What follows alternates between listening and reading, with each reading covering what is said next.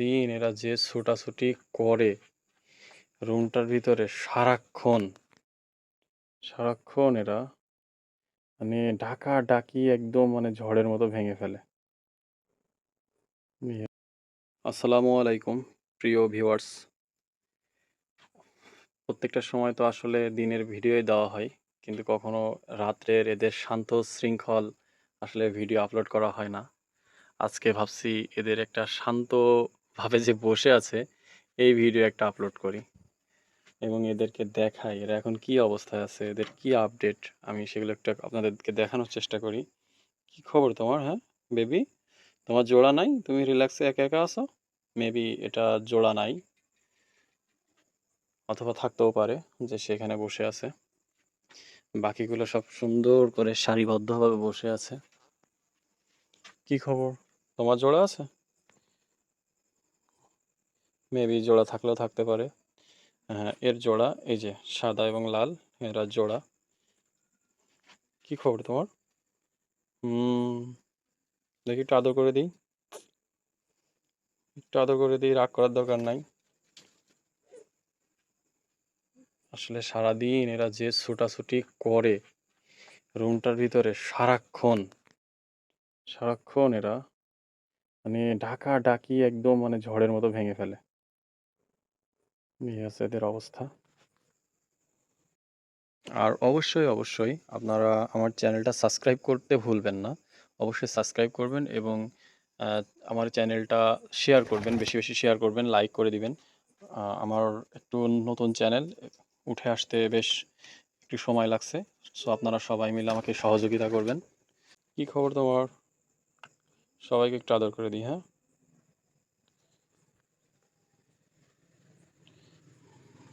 এর চোখটা দেখছেন ভিউয়ার্স? এদের দুইটা চোখ দেখছেন কি লাল, একদম কড়া লাল। এর এর চোখটা অনেকটা হলুদ কিন্তু পুরোটা লাল না। এটা একটা বাচ্চা কবুতর, না না সরি, এ হচ্ছে মল্টিং এ ছিল, ফেদার পড়ে নতুন করে ফেদার উঠছে। দেখেন গাইস, একটা অসম্ভব সুন্দর চিত্র, আসলে একটা পিকচার না তুললেই না। একটা পিকচার তো উঠাই নিলাম। এই যে এখানে দেশি কবুতর এই যে এর কাছে, দেখি দেশি কবুতর ডিম দিয়েছে, যাক ওকে ডিস্টার্ব না করি।